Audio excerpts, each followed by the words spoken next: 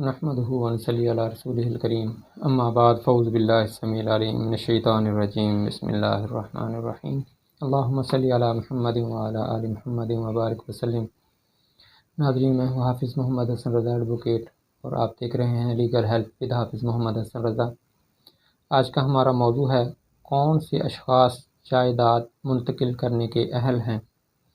What persons are competent to transfer of property. تو اس کے لیے ہمیں دفعہ 7 قانون انتقال جائیداد جو ہے اس کا سہارا لینا ہوگا، جو میں آپ کے سامنے گوش گزار کرتا ہوں۔ Every person competent to contract and entitled to transferable property or authority to dispose of transferable property not his own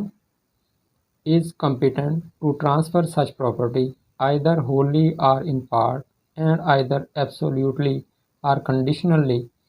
in the circumstances to the extent and in the manner allowed and prescribed by any law for the time being in force۔ ہر وہ شخص جو معاہدہ کرنے کا اہل ہے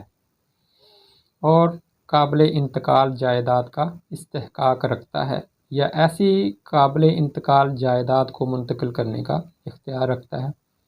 جو اس کی اپنی نہ ہے، تو وہ ایسی جائیداد کو جملاً یا جزواً قطعی طور پر یا مشروط طور پر ان حالات میں اور اس حد تک اور اجازت دیے گئے اور مقرر کردہ طریقہ کے مطابق موجودہ نافذ العمل قانون کے تحت منتقل کرنے کا اختیار رکھتا ہے۔ سب سے اس میں جو پہلی بات ہے وہ یہ ہے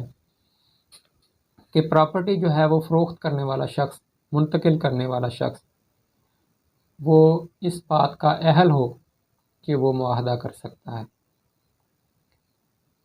ہر وہ شخص جو معاہدہ کرنے کا اہل ہو، یعنی کہ وہ بالغ ہو، عاقل ہو، پاگل، دیوانہ، خبتی،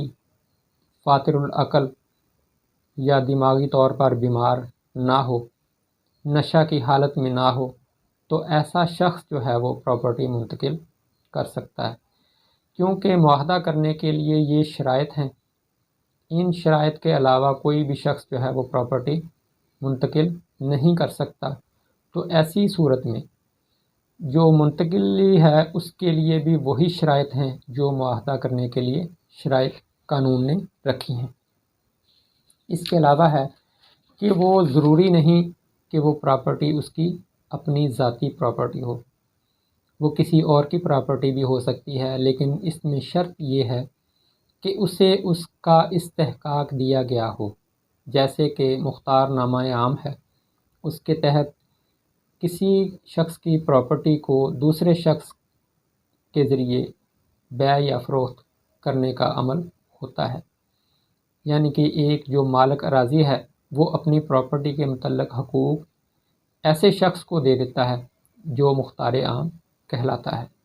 تو ایسی صورت میں وہ شخص جو منتقل کر رہا ہے اس کے پاس یہ اختیار ہونا چاہیے کہ وہ پراپرٹی فروخت کر رہا ہے یا کر سکتا ہے۔ اس کے علاوہ جو پراپرٹی ہے یہ ضروری نہیں ہے کہ وہ مکمل طور پر ٹرانسفر کرے گا۔ جو پراپرٹی ہے اس کا جزو یا جزوی طور پر وہ ٹرانسفر کر سکتا ہے، قطعی طور پر ٹرانسفر کر سکتا ہے کہ اس پر کسی قسم کی کوئی بار نہیں بعد میں رہ گیا، کوئی شرط عائد نہیں ہوتی، اور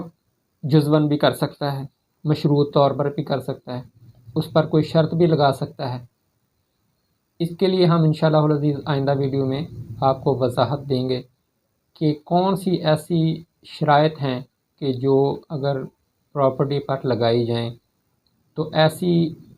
شرائط جائز تصور ہوتی ہیں۔ عموماً جو ہے وہ یہی قانون ہے کہ کسی قسم کی کوئی شرط نہیں لگائی جا سکتی، غیر مشروط طور پر پراپرٹی جو ہے وہ ٹرانسفر کی جاتی ہے، لیکن چند ایسی شرائط ہیں کہ جن کے تحت پراپرٹی پر قدغن لگائی جا سکتی ہے۔ معاہدہ کرنے کا اہل جائیداد اس کی اپنی نہ ہو تو وہ منتقل کرنے کا اختیار رکھتا ہو، اور فاتر العقل، دیوانہ، پاگل، خپتی نہ ہو تو ایسا شخص پراپرٹی جو ہے وہ فروخت کرنے کا اختیار رکھتا ہے، حق رکھتا ہے، اور ایسا شخص جو ہے وہ پراپرٹی فروخت کر سکتا ہے۔ یہ تھی ہماری آج کی ویڈیو۔ امید ہے کہ آپ کو پسند آئی ہوگی اور ہماری بات بھی آپ کو سمجھ میں آ گئی ہوگی۔ انشاءاللہ العزیز آئندہ ملیں گے